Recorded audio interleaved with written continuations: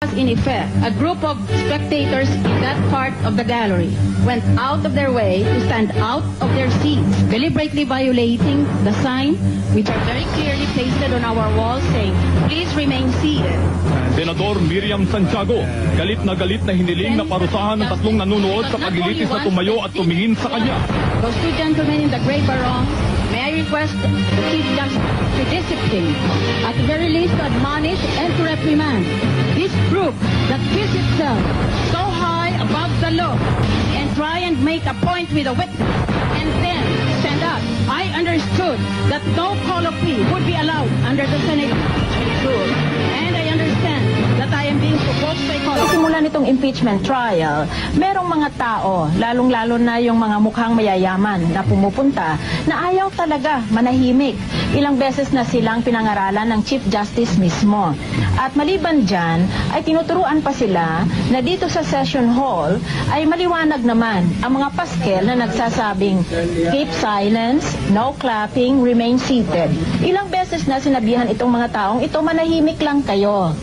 Pero palagi nilang nilalabag araw-araw hanggat kanina nakaupo ako roon, nagtitingin itong lupo na ito sa akin. At napakasama ng pagtingin nila dahil hindi inosente eh.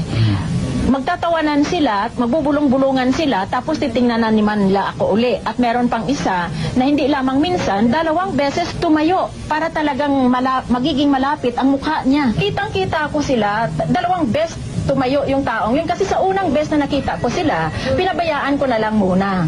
Hindi ko na sana papansinin.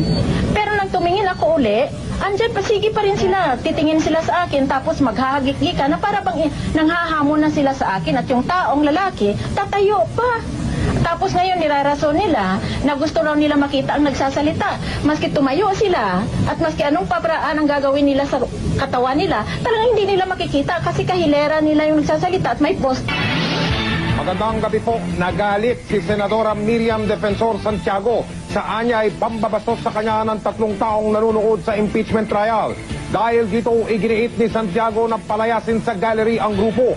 I noticed that while Senator Rocco was in effect answering the point that I was raising when I was having the floor, after he made his point, a group of spectators